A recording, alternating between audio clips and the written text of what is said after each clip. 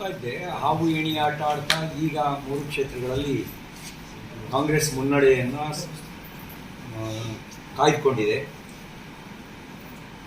But ಫೀಲ್ಡಲ್ಲಿ ಕೆಲಸ ಮಾಡಿರೋರ ಅನುಭವ, ಟಫ್ ಫೈಟ್ ಇದೆ. ಎರಡರಲ್ಲಿ BJP ಗೆಲ್ಲುತ್ತೆ, NDA ಗೆಲ್ಲುತ್ತೆ ಅನ್ನುವಂಥ ವಿಶ್ವಾಸವನ್ನು ವ್ಯಕ್ತಪಡಿಸಿದರು. ಕೆಲಸ ಅಂತೂ ಚೆನ್ನಾಗಿ ಮಾಡಿದ್ದೀವಿ.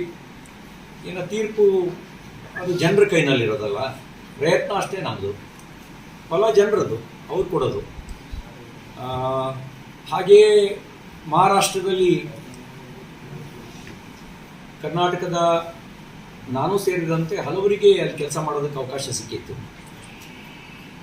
ಇಲ್ಲಿ ಕಲಬುರಗಿ ಜಿಲ್ಲೆಯ ಚಂದು ಪಾಟೀಲ್ ಬಂದಿದ್ದರು, ಸಿದ್ದಾಜಿ ಪಾಟೀಲ್ ಬಂದಿದ್ದರು, ಸಂಜಯ್ ಮಿಸ್ಕಿನ್ ಬಂದಿದ್ದರು, ನಮ್ಮ ಗುರುಕಾಮ ಯಾದಗಿರಿ ಜಿಲ್ಲೆ ಪ್ರಧಾನ ಕಾರ್ಯದರ್ಶಿ ಅವರು ಅಲ್ಲಿ ಕೆಲಸ ಮಾಡಿದರು.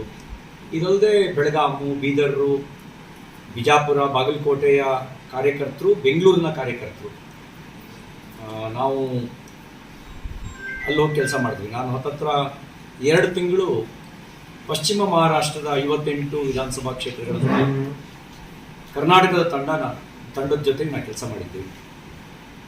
200ಕ್ಕೂ ಹೆಚ್ಚು ಸ್ಥಾನಗಳ ಮುನ್ನಡೆಯನ್ನು ಕಾಪಾಡಿಕೊಂಡಿದ್ದೀವಿ. ಈಗ ನಾನು ನಿಮ್ಮ ಹತ್ರ ಮಾತಾಡೋಕ್ಕೆ ಮುಂಚೆ 221 ಕ್ಷೇತ್ರಗಳಲ್ಲಿ NDA ಮುನ್ನಡೆಯನ್ನು ಕಾಯ್ದುಕೊಂಡಿತ್ತು. ಒಂದು ಒಳ್ಳೆಯ ಆರಂಭಿಕ ಮುನ್ನಡೆ, ಇದೇ ಅಂತಿಮ ಫಲಿತಾಂಶ ಅಲ್ಲ.